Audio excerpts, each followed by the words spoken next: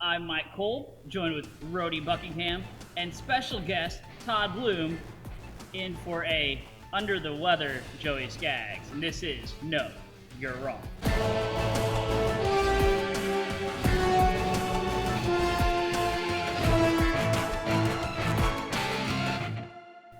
So this week on Game of Thrones, we had an incredible episode that started off with a wonderful teaser before the opening credits, where we got to see the Hound.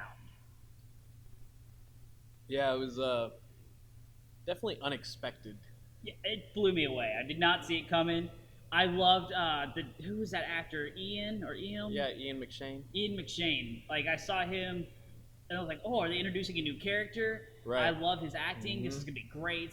And then I got more excited about him Yeah. than the Hound even. I don't know the 'Cause Hound. the Hound's, I mean, you know what to expect with the Hound, but Ian McShane being in this and having the seven-pointed star, it's like, what does this mean? What's going on? And how far is it going to go? Yeah. Right. And we saw it didn't go very far. But, Spoiler alerts. Oops. But it was at first I was trying to figure out where they were, and Joey, when we were watching it, said, "Oh, they're building ships," and I was like, "Oh, that might be." Yeah, that's what you they're doing." ran with it. And I was Exactly like, what I thought. I was like, okay, yeah, I can see it. I can see it. They got a frame up right now. They're building a crow's nest or something. They're working on We even thought like Siege, like Siege Towers was my initial Yeah. go-to. And no, they're building a church. Uh-huh. They're building a church to worship life. It's like a commune. They had a hippie commune, basically. Totally. Yeah. And then we had bandits show up to the hippie commune, and we saw what happens when bandits arrive at hippie communes. Do you think it's that simple though? I mean, they didn't specify who they were at all. They were, And the Hound knew. He knew they were exactly of what the was going to Brotherhood. happen. Yeah, and he knew that there was a large force that came and killed everyone. So now, what is the Hound going to do? Right. I'm really excited to see where that is going. And it's funny because they had no tease to this at all, and the Hound was a big part of this episode. So it was amazing that they kind of kept it under, such a quiet Yeah, there was Yeah, nothing. I didn't see on the internet. There was no teasers. Everybody's been talking about Lady Stoneheart. Yeah, Lady Stoneheart, which I was really hoping there would be some kind of tease to it. I Right. was just waiting for Lady Stark to reappear. But I think that would be over the internet if the actress whose name escaped me that played Lady Stark was back. Right. Like people would have seen contracts that would have been leaked. We would know. You say that. You don't know because the Hound was there. Yeah, exactly. The But Hound who- and Ian McShane. But who were was a people big looking? deal. Were people looking? Like people are looking for Lady Stoneheart. They're looking for clues. They're looking now, but they haven't been looking forever. I totally thought, okay, Hound's dead, forgot about him, Right. moved on, and then, okay, he didn't die because we didn't see him die. He was Right. left for dead. Yeah. All right. Yeah. So, what do you think that means? Where's the Hound going? I mean, what do you got? I think the Hound is going to be a character that is going to. He's continually changed Right. over the series, where he was pretty much a root of evil. He did all these terrible things, and now, once he was with Aria. Aria, Uh-huh. she kind of had a really big influence on him, Right. and it's changed him. She didn't kill him. He wanted, of course, he was like, "Kill me now," and she left, took him off the list, and he was left for dead. He's back, but he's changed. He's had two people that have come into his life and have completely helped him, Right. and the good in him is coming out. The things that happened with the mountain, how he treated him when he was growing up, is changing him. His over true time. nature is coming out. Yes. Yeah. He's a good person, and even though he's hard to like, and you still know what he did. Right. They kind of elaborated on that as well. He was forgiven. He was punished. Right. Being left for dead was being punished. Uh-huh. Well, and I mean, with Ian's character, being so relatable to the Hound. I mean, I think that was a big deal. Like everybody else so far has just been kind of completely inferior to him and not really able to connect or relate to his personal stuff. Yeah. And then this guy is He even said that. right, and that was the thing I'm used to it. Is that's what's really neat is with Ian's character coming in, you see him after this. You never saw his previous life. So for the Hound to see all this and meet him as this kind overseer of peace, it's kind of his ability to realize that he can be that kind of guy. I think the Hound's about to kill a lot of people. Right, but I think again, that's where we're going. But he's going to do it righteously. well, and not just that, but I mean, like, that's the thing is, no matter what he goes through, he still has the ability to later become like that guy. See, I didn't see being left for dead as his entire punishment. I saw his childhood as his punishment. Like everything that the burns and everything he endured, he'd been punished before he ever did the crime. Well, he's been through a lot of stuff in what we've seen. So. And being beaten by a woman. Right. He was not just physically beaten; he was emotionally beaten. His ego was tread upon. Absolutely. Well, and even if she hadn't killed him, he was gonna have another girl kill him. Yeah. So it's a little girl. Right. So it's either way he had that punishment brought to him. So I was like, that's pretty neat. All right. Well, let's segue naturally into Aria. Uh-huh. We saw very briefly Aria's storyline. She's no longer cowering in the darkness. She's no longer waiting, which I really saw. Okay, she's waiting. She's setting a trap. Right. For them to come after her because she's been blind recently. Mm-hmm. She's got daredevil powers now. Yeah, she can handle it. And they obviously are going to fall into her trap. Right. Because they're the faceless men. But this girl can't catch a break. No, she right. can't. She can't. It's just one thing after another. She think, okay, she's going to get ahead. No. Mm-mm. Well, and my thought too is it was a weird transition for her story-wise to go from how they ended the last episode to her being out in the middle of the open. Mm-hmm. And it's like, they're looking for you. That's why her being in that shelter or whatever, or the sewer at the end of the last episode made sense because she is hiding, and that's the assumption is that she's kind of like preparing for them. And then out of nowhere, I mean, it was just almost instant. She had to come out to book passage to Westeros. She's trying to get back to Westeros, so she had to come out of the sewer. Okay, she survived the night. She survived sleeping. So she comes out, she books passage. She's walking. She's probably heading back to her hidey hole or whatever. She feels safe. I was gonna say that was the thing. She just didn't. It didn't feel like she was as cautious for some reason, and it was like. But she's still a child. Right, but the way it ended, you knew she was aware completely of what's going on, and it felt like she was a little distant, which didn't make sense to me. But story needs to move on. So I want to know if she's going to move from her revenge motive because of what's happened. Is she going to change? Right. How is she going to change? Because every time she goes for revenge, bad things happen to her. It comes back on her. So what's going to happen here is, she was leaving. She's trying to get out of that because that's not what she was really there for. She was there for revenge. And she was playing that game. Oh, no, the many-faced gods and the girl wants nothing. No, she wants revenge. Right. And they all knew that. And now she is moving forward. She's going to have to change, and she's going to be hiding and running. And what's next for her?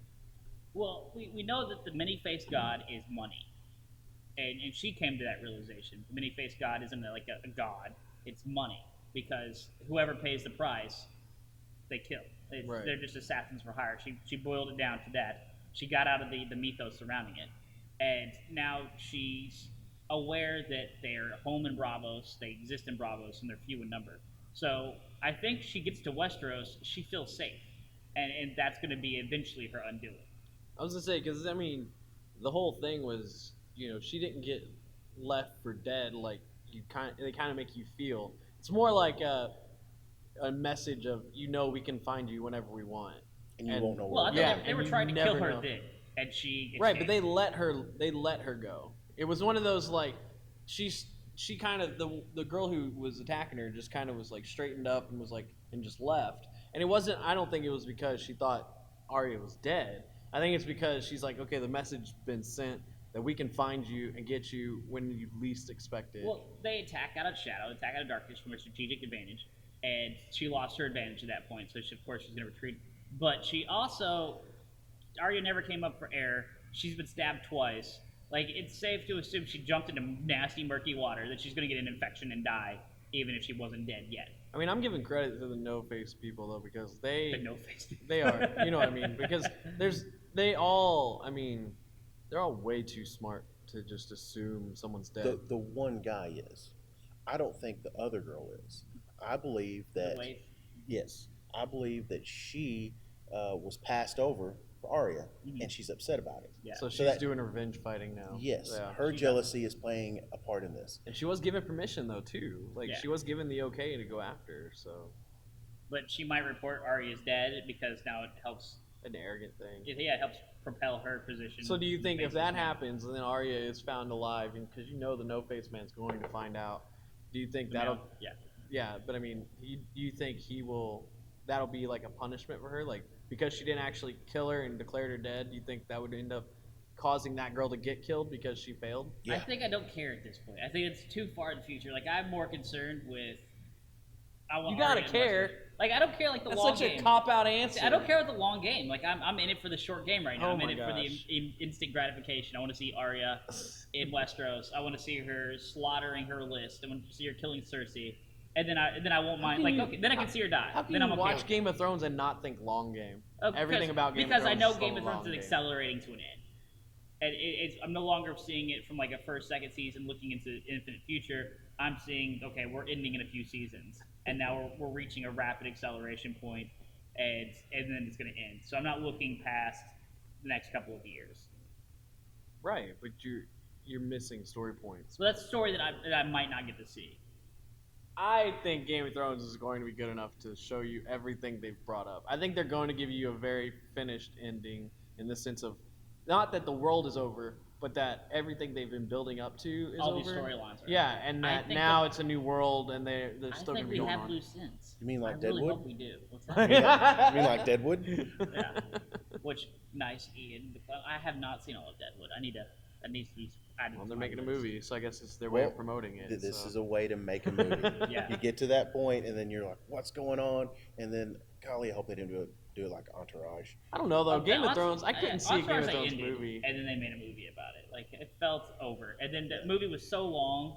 Like they took so Yeah. long to make the movie that we were lost with the characters. It's We kind of like the Firefly stuff.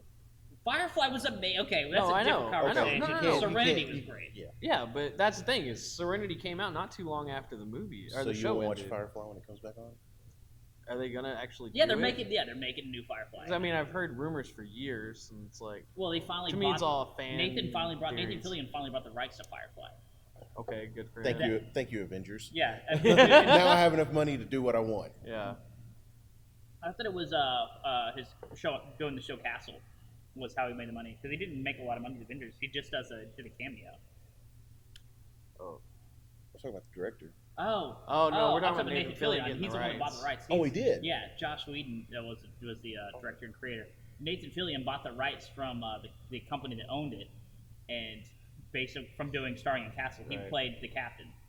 Yeah. Yeah, and yeah. so he's been pushing for the relaunch of the show. We're getting on a side tangent. Anyway, thank you. You reeling us back in. That's bad when I'm the one reeling us back in. Just saying. Okay, so Arya, I see her storyline's not going to be wrapped up in this season. I think we're going to get her Westeros. We're going to get her killing people. I think the Faceless Man is always going to be out there. I think that's always going to be a shadow looming over her shoulder. I think they'll have a finality with that though, in some way. I don't think she's gonna kill people.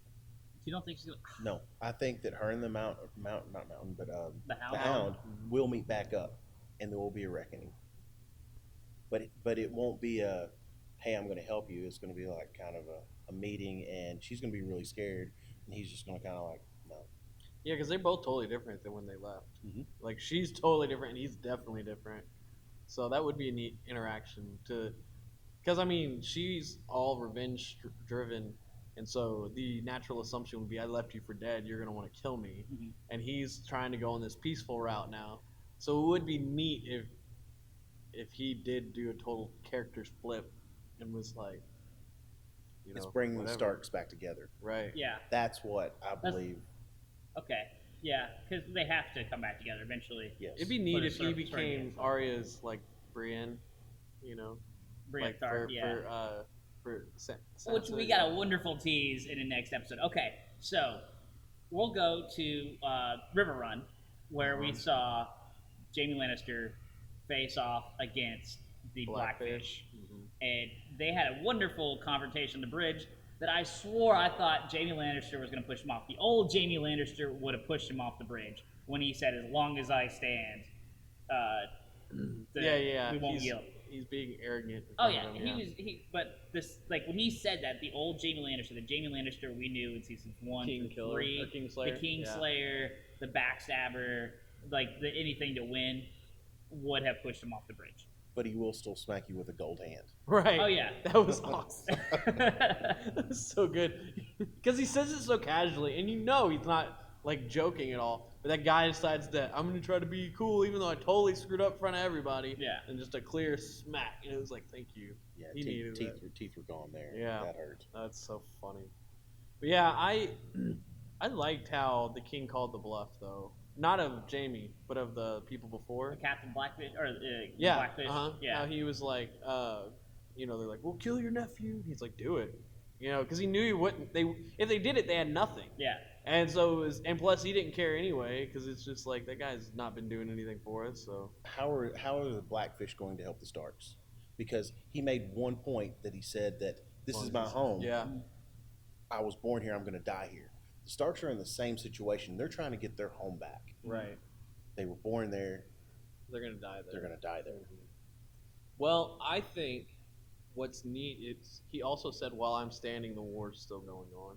So he is a war-focused, character. He's not someone who's like, "It's over. Let's just, leave this alone," kind of thing. How some of the other people they run into are kind of like, "We dealt with that. We're done with that, and you need to leave us alone." I liked how he seems more like a driven. What he said individual. is, "While I'm standing, we will not yield."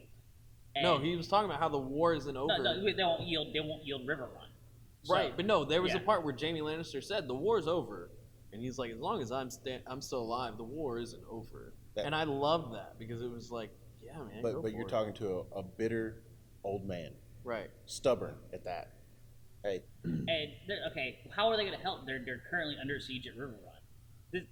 This battle has to happen, and we have to see either the Blackfish escape from River Run after defeating Jaime Lannister and being able to take his troops to help the Starks, or we have to see him holding River Run, or they get crushed and then Lannisters just charge up north and eat everybody alive. or the Starks come to their aid. You say they just hold out the yield, the Starks are able to retake the north, They come from and then come from come from behind. the north and then smash. Because he didn't ask his men to dig the trenches. Mhm. He asked the other. Uh-huh. other And men they to dig already called him out on all the flaws that they found just Yeah. coming in. How long does So- that take to set all that up? Right. But I mean, my thing about it is, there's so many different routes that this can go, but then you also got to think of who's with Jaime. The guy that was helping his brother, I forgot his name, but the dude in leather, Mhm. he's a true killer. Talk about like- Braun? Yes. Yeah. Okay. Where he, I can see them waiting out and doing like a stall tactic almost, but then him taking a few people over the wall and doing like an assassination thing because he's that kind of guy. He's that clever, he's that good, and he's that shameless. He doesn't care. But money talks. Right. And so I think Except when it comes to his life. right. Yeah. But that's my thing is you got to realize too he's not focused on too heavily in that moment. Like he is definitely a big part of it, but your focus really is on the two leaders of Jaime and Blackfish and how they're talking about their tactics. And my thought is, you've got the wild card for Jaime, and I wouldn't be surprised at all if he's like, screw this, I'm not waiting, and he gets Jaime or not, well, it wouldn't be Jaime, I'm sure, because he can't actually do too much right now with one hand. But I'm sure he would find some way to get over that wall and try to do something secret. But I don't think it's coming. I don't feel like that's going to happen. It just Braun is more concerned now with let's get this over with. I'm ready to retire. right. And I don't think he's going to put his life at risk like that. But if you hear that he's got to sit there for 2 years, like you said, he wants to get this over with, and he's confident and brave enough to do what I just said. I mean, I could totally see him being like, let's just do this and finish it. But there's a complete lack of respect for Jaime Right. and what he's capable of doing. Mm. He brought all these men up, and he's really taking over. Mm-hmm. But when he walked up to him, there was no respect there. Right. Sorry, Kingslayer, what are you going to do? Right. And how he was like, I put my bet on the old man kind Yeah. of thing. That was a big slap in the face too. But I mean, that could also be another point where, say he did go over the wall, and the guy was like, wait, and did convince him not to do what he was going to, and almost side with him. I can see that being a thing that he would do because he's like, well, fine, whatever. He's over the wall. The old man's dying. I'm just saying. There's no. After he pulled the drawbridge up, that's it. Yeah. Yeah. All right. Let's move on to King's Landing. The Queen. The new queen. Yeah. What's her name? I don't remember her character's Comes name. from Highgarden. Begins with an M. Anybody, can you look it up, please? All right. So we had her face off with her mom. First we had her talking with High Sparrow. Right. And she's continuing this lovely little act of playing the pious follower, and they're having a discourse about the 7-pointed star, their holy Bible, basically. Right. And then she leaves to go see her mother. Well, hang on. Let's stay on that though, because Okay. there's a big conversation between between the Sparrow and her, and what I was amazed by is he's constantly trying to manipulate her. I don't think he believes she's fully turned. And I think what's really neat is you have two people who are master manipulators. Like, they can usually get people to see their way one way or another. And he, like I said before, I honestly think he never lies about stuff. Marjorie, Yeah. thank you. But I honestly think what comes out of his mouth is never a lie. You know what I mean? Like, he made big points to her too about, Yeah. the reason we hate the poor is because they show us who we really are. And I loved that because it's like, these are his ways. He's not saying this just to say it. He's saying this to keep poking the points because he knows, in my opinion, that he knows she still hasn't changed. And so he's still stripping it down and he's still doing the psychological stuff. And what's great is she's just on par. So she's acting like she's taking it and acting like she's fully in. And so it's just this crazy, like, psychological manipulation. It's a wonderful battle. chess game. It's so good. And they do it so well. There's power and hope, Right. and he is playing that game for power. I don't think he believes any of the things that he's saying. Not a word of it. And he's Not just a word. he's gonna come out and he's trying to get that throne. I mean, yeah, like we said before, it's like the papacy. I mean, it's their version of the Pope. But my thoughts still are, it's not a fact. If he's truly as strong and like as smart as he's being portrayed, he should never be lying. He should always be talking in truth, whether he's avoiding things or saying things in a certain way that focus on a point. I mean, I think he's lying his ass off. in a world full of lies, there's no reason to lie. agree with you I on think that one. every word out of his filthy mouth has been a lie. I don't think I so. believe the story about being a cobbler's son was a lie. I believe everything he has said has been a bold-faced lie, and he's just using this way of speaking and these ideas to manipulate people. That he's using the 7 gods. Yeah. Right, to- but to there's work for not. him. There's not, just because you're using certain situations He's to a manipulate a sale televangelist. doesn't mean you're Yes. lying. It doesn't mean what he's saying he doesn't believe in or isn't true. He's just saying everything with an agenda. Oh no, That's different. he's lying. I don't He's think lying. he's He's lying. lying about his past. You're dead wrong. He's a big fat liar face with his pants all on fire because he doesn't wear pants because they burnt up, so he's in that robe all the time. All right, he's a liar.